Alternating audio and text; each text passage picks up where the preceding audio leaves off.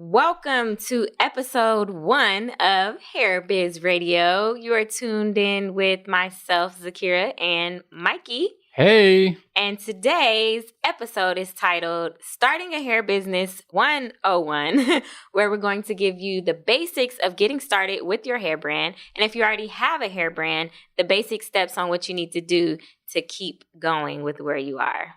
Yeah, for sure. So we work with a lot of people and they freak out when they don't get a sale in the first week or the first 2 weeks. And I'm just like, okay, pump the brakes a little bit. It's not that easy. At all. No, not at all. I mean, it's just, and that's just being real. Like if you go into this, yeah, so many people buy hair and it's such a great industry. But if you go into it like you're just going to put up a store and all of a sudden all these people are going to buy. Yeah, that's crazy. You're not going to see a sale until literally probably between the first 3 to 6 months of starting your hair business. I don't know about 3 to 6 months. No, depends. Yeah, I mean, no, you can definitely get a sale. Like if you're going to do your advertising right out of the gate, you have experience marketing online. Yeah, you can get your sale in the first week, maybe working with influencers, something like that. Okay, But if you're not really doing much and just relying on your friends, like you got to figure someone might have just got the hair done. It's maybe a 2 to 3 month cycle of buying new hair. Right? So if you just bought hair, you might not buy hair again for a couple months. Right. Even though I do see you buying a lot of hair from us. You! So it might be like if you're just relying on your friends and family, it honestly might be 3 months before you sell hair. So what we got to talk about today is some basic strategies of not only just starting your business, but not just relying on your friends and family to buy hair from you. Right. And figure out, okay, I have my stuff set up. What do I do next to get my first sale from someone I don't know? I mean, I can tell you when I launched my first online store in January 1st, 2006. Wow, that was so long ago. How old were you, Mikey? It's a good question. I was like, 12. No, maybe a little earlier. I was in my 20s when I opened up my first online store. I was so pumped. I worked weeks on this website that looking back looked absolutely horrible. But what platform was it on? It was actually a platform called Pro Stores. It was owned by eBay. Okay. So they had actually shut it down. But I was a success story for Pro Stores later on, which was pretty cool. But when I first started the site, it was just crickets. And then I was so pumped. I got my first sale, but it was my grandmother in Delaware. So I was like, okay, what do I need to do? So I kept trying to do things. There wasn't too much you could do back then, not like today. And it took about 2 to 3 weeks before I got my first sale from a woman in California. And this was the food industry. So people weren't even really selling food online back in 2006. Right. I can tell you I was jumping up and down and screaming like a little girl. And I think my sale was $20. And I thought I just made $1 million. A sale is a sale. But that's where it starts. Right. Right. And then I kind of had to go from there and figure out, okay, how do I get more sales? And then it got real interesting. And the one thing about entrepreneurship and doing this, it does get very emotional. So you have to be ready for somewhat of an emotional roller coaster because there's going to be like, you're going to rock it out for 1 week and you're going to get like 5-10 sales a day. And then the next week, you might get no sales for like 3 or 4 days. And then you're freaking out. You're like, is my website working? Yeah. And then you like go on and buy yourself. Like I've done this so many times. Oh my God, I haven't got a sale. I literally would go on and buy for myself just to make sure the checkout's working. And I'm like, okay, everything's working. I really need to calm down right now. So don't freak out. It's just part of the business. It's part of the growth. You're going to fail at stuff. And that is the best way to learn, wouldn't you say? Oh, yeah, for sure. Failure is definitely going to happen. But I would say just rewinding, going back to the basics of actually starting your hair brand. If you're looking to start a hair brand online, some of the first things that you want to do is, one, make sure that your domain name is available to get started with the hair brand, and then as well as the social media for it. So go ahead and reserve your Instagram, Facebook, Pinterest, whatever it is that you're going to use for your hair brand. Make sure that you reserve it to match your domain name, and then figure out what platform you're going to put your website on. Yeah, and I would say getting back to reserving your social media, it helps a lot if you're choosing a name from the beginning. If you can get all the same names. So if your name is, on Instagram, it's at the best hair Atlanta. Hopefully you can get the best hair Atlanta Twitter, and then youtube.com/the best hair Atlanta. You want to be consistent and make sure that someone doesn't have it, because I've coming up with names. There'll be like one person that has the Instagram account, but not all the other stuff's open. I'm like, okay, you got to think of something different. Oh, yeah. Just because it's easier to have it more consistent. But then getting to the platforms for your website, we are huge fans. Yes, huge fans of WordPress. Die hard. When people come to me and they're like, oh, I have my website on Wix. Nope. I don't even hesitate. Mikey can be so embarrassing, shutting everybody down. I will shut you down. And it's only because we've made the mistakes. And I always wish I had someone that would have been just very blunt with me about, hey, you know what? You're doing it this way, and that's okay. But it's going to be way better if you go this route. Yeah, like Mikey will say, we'll have an extremely nice website. They might have used Wix. And Mikey will say, yeah, it's nice, but it could be better. Yeah, so Wix is definitely not going to be a sponsor of our podcast, I'm guessing. I mean, they could be if they wanted to, but I'm not going to be speaking really nicely about them. Wix is okay. So if you're going to do just a basic informational site, Wix, Squarespace, what are some of the other stuff people use? I don't know. Do people even use Tumblr anymore? I don't know. No, not for websites. That's more of like blogging. Yeah. So, and then of course, everyone knows Shopify, and then there's Volusion, and then WordPress. And I love WordPress. Yeah. So the only thing with Shopify is a great platform to use. It's actually one of the better platforms aside from WordPress for e-commerce. However, they don't accept payments for hair extensions. So you have to be careful with putting a hair extension website on a Shopify platform, because then you would have to get an outside payment processor to process your payments for hair extensions. So WordPress is just good for the long run of your business when it comes to WooCommerce. Yeah, for sure. So once you have your awesome, beautiful website set up well on Shopify, because they have awesome templates, all the plugins to do, every little bell and whistle possible, you're going to get your whole site set up. And then you're going to have to register your credit card processor with Shopify. So Shopify's credit card processor is it's a white labeled version of Stripe. So Stripe is an awesome system, but Stripe doesn't process payments for hair extensions. So Shopify doesn't process payments for hair extensions. So what you're going to do is you're going to have this nice setup website, everything ready to go. You're like, yes. And then you're going to get an email from Shopify, because before they approve your account, they look at your products that you're selling, and it says, hey, your website looks great, but we don't process payments for hair extensions. So you're going to have to use a third-party processor, which is totally fine.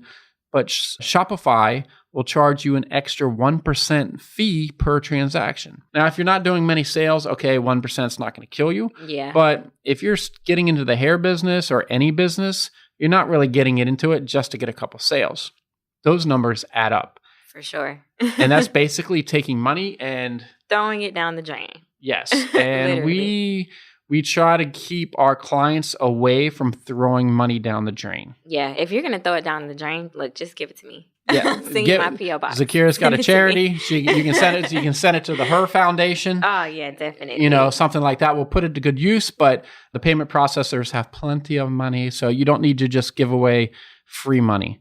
So WordPress, definitely number one. About 30% of all websites run on WordPress, which is great. You don't want to get stuck on a proprietary platform where someone's like, oh, I'm going to custom make this whole thing for you, blah, blah, blah. It sounds cool. It's really expensive. And then if you want to make any changes, you're screwed. Oh, yeah. Is that like coding? Yeah, like custom code and stuff. I mean, we have a couple sites that's custom coded because they're real complicated. Yeah. But I have a developer that makes a whole lot of money doing this stuff. And the only reason why I have it custom coded is because we can't do it with a platform that's kind of out of the box. And then with WordPress, what's great about it's so well documented. So basically anything you want to do online, you can pretty much go to YouTube and search for it. And YouTube is like the new Google. It is kind of like the new Google. Oh my God, it's actually owned by Google. What a lot of people don't even realize is YouTube is the number 2 search engine.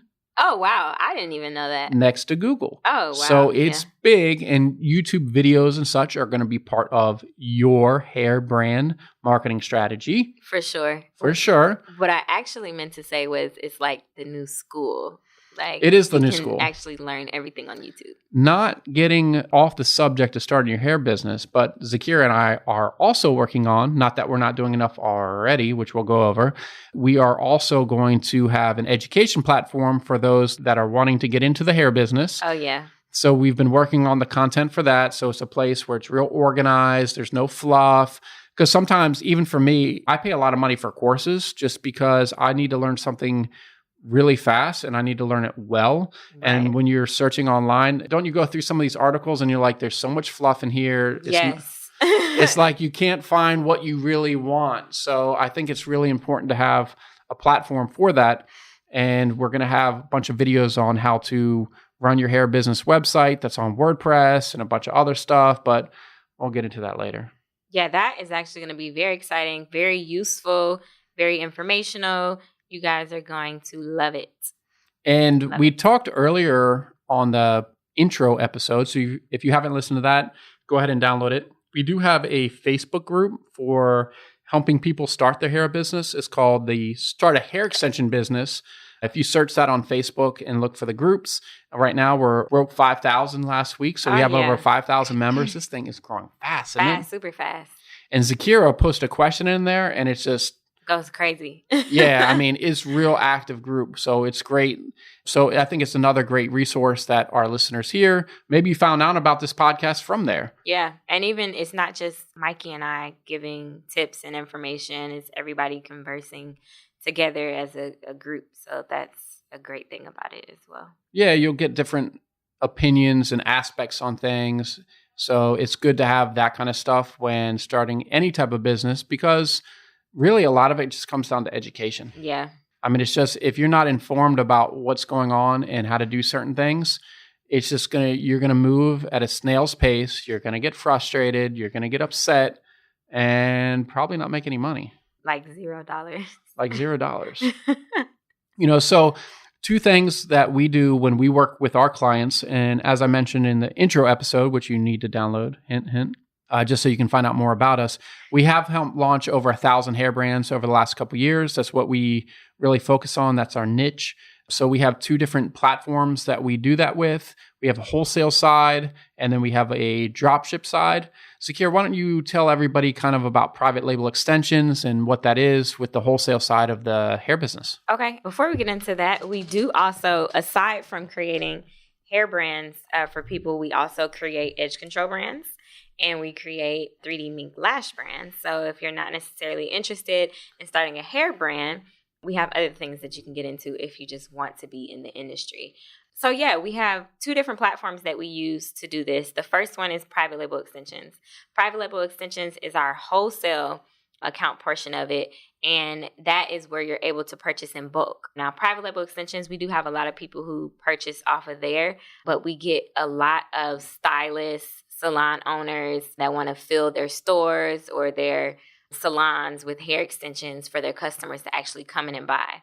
A lot of times, if they're local or if they're in a salon, their customers don't always want to purchase from them offline because, let's just be honest, women, when they make their hair appointments, they're like ready to get their hair done like the next day or 2 days, and they don't necessarily always want to wait for hair to be delivered to them. So that's a great thing about going to a hair salon that actually has hair extensions inside of the salon. So aside from the hair extensions that we sell on private label extensions for wholesale, we also do custom packaging. We have custom silk bags, and those come in a variety of different colors. You can get your logo put on those bags. And then I mentioned before that we do the edge control and mink lash brand. We also have the custom labels for the edge control as well as the custom labels for the lash brands. Literally, private label extensions is a one-stop shop. You really don't have to go anywhere else to take care of everything that you want to take care of when it comes to starting your hair brand, especially if you want to purchase in bulk. And then for the dropshipping side, dropshipbundles.com, it basically makes it so it's as easy as possible to get in the hair industry without having to hold a bunch of inventory. So we do hair extension websites, which makes it great to get started because we usually get them launched in about a week. So you don't have to have all the product photos, product descriptions, the pricing set at a normal retail price, which everything's customizable once you have it. So you can change your own prices, everything else. It's a great starting point for your hair brand. It's not an end point because websites are never finished.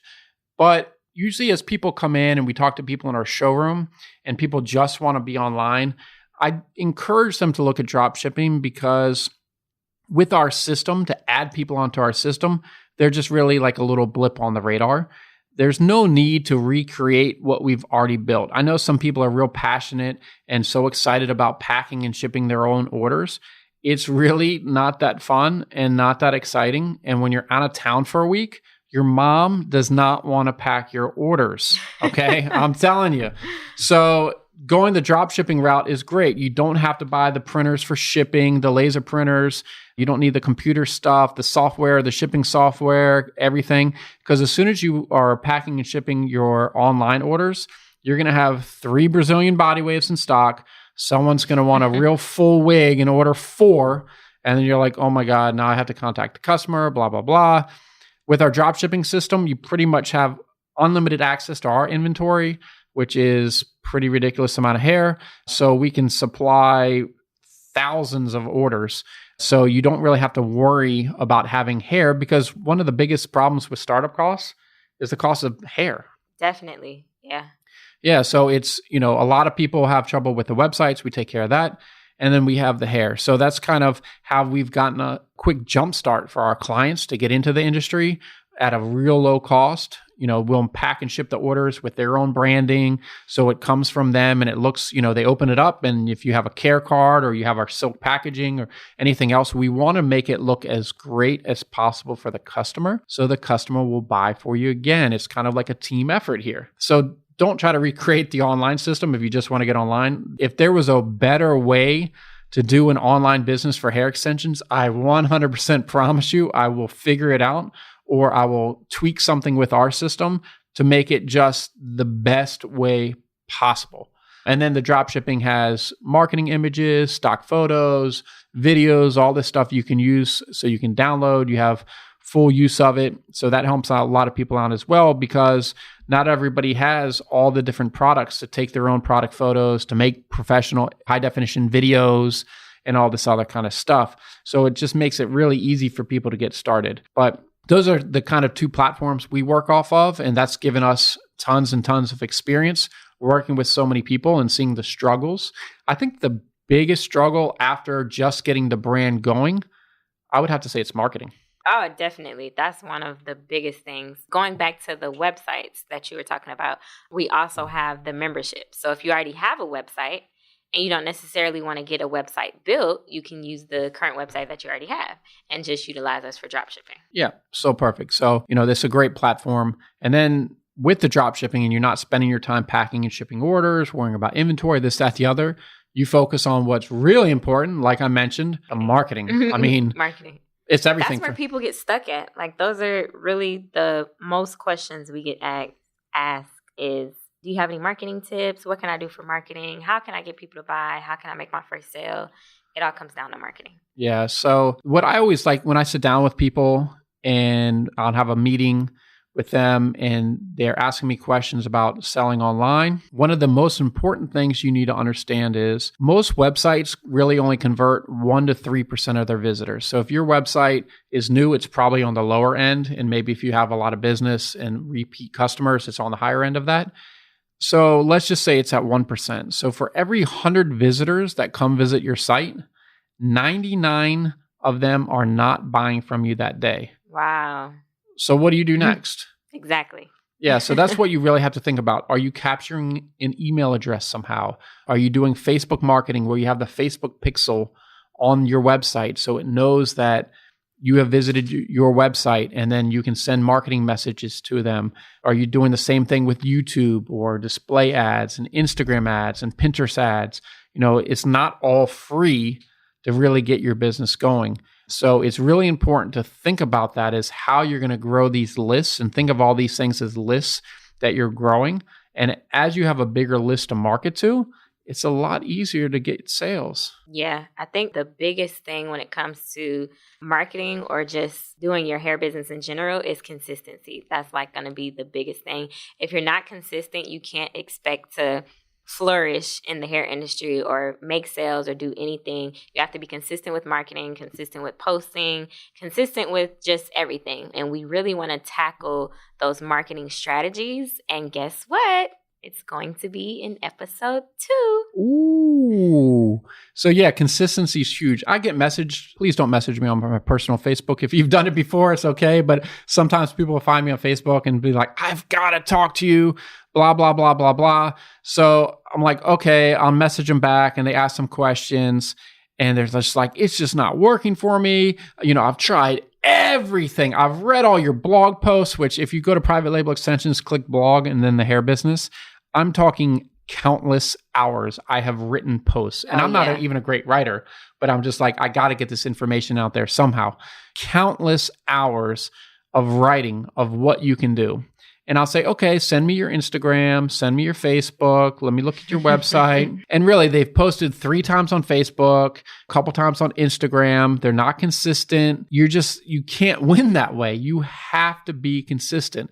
And honestly, I don't know about you, Zakiyrah, but one thing I think people get a little overzealous with thinking they can be successful having, their Facebook, Twitter, Instagram, Pinterest, YouTube, like it's a lot to manage. Oh yeah, I would definitely suggest every single platform is not going to be for everybody in every industry. I think it just depends on your target market, what platforms you use. I would highly suggest using, for sure, Instagram, Facebook, and maybe even Pinterest would be a good one. But Google+, LinkedIn, not so much for the hair business. So you don't need necessarily every single platform when it comes to marketing. Yeah, and if you're just not great at growing your following or promoting on Instagram, spend some time and learn about it. Or, you don't know how to make a YouTube video, you might not want to have that link to your YouTube channel on your website, linking people over to go to a dead YouTube channel. Focus on a couple platforms that you're good at first. Make those look great, better than you think. Whatever you're doing right now, I promise you can do better. Now, I haven't even seen it. It doesn't matter. You can do better. This is like Mikey's favorite thing to say. Yeah, I don't, when people try to hand me work, I'm like, nope, it's not good enough. They're like, you didn't even look at it. It doesn't matter. I know you can do better. I mean, really, if you're going to do it, you got to be the best. I mean, think about this, okay? And I do a lot of research for SEO, search engine optimization, which we'll get into in other episodes and such. Let's talk about blogging. So blogging is a big thing. People have talked about it for years. Yeah. Huge, right? So everyone talks about blogging and writing the blog and this, that, the other. Now, it's hard to push out a blog every single day. Like, it takes a lot of time. But if you can get like once a week, that's pretty good if you have a good article. Oh, yeah. But you got to think of every day. There are millions of blog posts published every single day, right? Sounds right. Yeah, it sounds about right. Okay, so if Google is looking at all these, and they do look at all of it, they got the little spiders that go around and look at everything. Okay, so as they're going through, they're going to find out, and Google's pretty smart, they're going to go through and find and rank only the top articles about these subjects. So there's tons of articles being written today, right now, when you're listening to this, people are writing articles about hair or something related to hair. So if you're going to write an article about the hair, whatever it could be, coloring, styling, what is this or that, make sure it is the most detailed article that you can write, and then take a day, go back to the article and say, okay, I can make this a little bit better. Honestly, that's how you're going to rank in Google. Yeah, definitely. That's it. So it takes time, especially with content marketing and blogging. I usually tell people you're not going to see much results for 6 months. I mean, minimum. If you're good, 6 months. I mean, we restarted our private label extensions website and everything when basically, what was it, January? Beginning of January? January. Yeah, January of 2017 this year. We redid everything. And remember, I was writing a blog post every single day. Or not every day, every week. I was writing all day. Yeah. Sometimes get 2 up a week, but they're usually, some of them, pretty long posts. 41, I think the longest one is 46 pages. Yeah. Printed, the hair extension marketing. Yeah. So if you go to private label extensions, if you actually just search Google hair extension marketing, the first result, I promise you, is my ridiculously long article about 50 ways you can market your hair extension brand. Yeah. It's over 10,000 words. If you print it, it's really like a book. A book. I basically wrote a book. I didn't publish it, but I published it online I wrote a book. It's free information for you to go look at 50 great ideas to market your hair extension brand. Yeah, and it's not 46 pages of fluff. It's like probably 44 pages of great information. 46. Well, I mean, with the pictures and everything, it probably goes to like 2 pages. So the whole thing has really great information in it. Yeah, so if you're thinking, hey, I haven't been successful yet, this just isn't working for me, you really have to look at what have you really done? Right. If you're just kind of looking at other people's Instagram pages and stuff, that's not really helping your business. You have to really focus on learning how to be better at whatever it is. Right. I had somebody ask me, I'm not selling any hair. I don't know what to do. I'm posting every day. And then I went to their Instagram page. They have like 12 followers and maybe 2 likes on each picture. You're not going to get any sales that way. You have to figure out a way to grow your social media or guerrilla marketing, hand-to-hand, word of mouth. There's tons of other things that you can do to market your hair extension business, and social media is not the only one. Yeah, I think a lot of people don't realize how important email is. Obviously, Facebook and Instagram is the most popular thing ever right now. Yeah. But I don't know, 5 years from now, I don't know how popular it's going to be. It may be gone. I don't know about gone. But, really, the reports about Facebook users, if you really look at the reports, like the younger crowd. Yeah. Is it decreasing? Yeah, they're just not even on Facebook. Yeah, not Facebook. I mean, you can even look at... My grandma's on Facebook, okay? My mom's on Facebook. But, it's the younger crowd as they're getting older. I mean, think about it. We have somebody, our youngest employee, Avery, that works with us. She didn't have a Facebook account. Yeah, she didn't. And Nikki didn't have one either. Mm-hmm. See? You got to really look at this insight, right? So if the younger crowd, this 16 to 18-year-old, and you plan on being in this business for a while, you got to start planning now for what people are doing later. And one thing that everyone does have, I promise you, whether it's my mom, your grandmother, Nikki, Avery, whoever else, they have email. Definitely. Now, I will say that I don't think millennials check their emails as much. Not as much. This is true. But you know what happens? I think once you get like in your early 20s and such, and you're a little bit more business-minded, this, that, the other, I think people still do check it a lot. And the key is what you need to learn is how to get in the actual inbox. So, if you have most people all have Gmail and they have the promo tab and the social tab. Yeah. If you put a bunch of salesy kind of information in your newsletter, guess what? Google is putting you right in that little side. They're putting you right off to the side. So you're not in that main inbox. So what you need to do is learn how to create messages that make it into the main inbox. Oh, yeah. Now, you can search Google. There's a bunch of blog posts and everything else that will help explain that. So if you get on the private label extensions newsletter, honestly, I don't have it. Any salesy stuff. Not really. It's never salesy. I don't put photos in it and all this other kind of stuff. Very rarely do I have one of our products actually featured in it. Yeah. Even though right now we're using MailChimp and you can easily put your products in the emails and everything else. Because I just know it's going to go right to that side tab and the open rate's going to be horrible. It's not going to generate the income that we're hoping for or reaching people, that might have signed up for our price list. You can download our price list on the homepage. But I want them to hear from us again. Yeah, definitely. Although, if you get on private label extensions, honestly, you're going to see a lot of our marketing. But a lot of it. Yeah, but what you need to do is say, hey, private label extensions is doing this.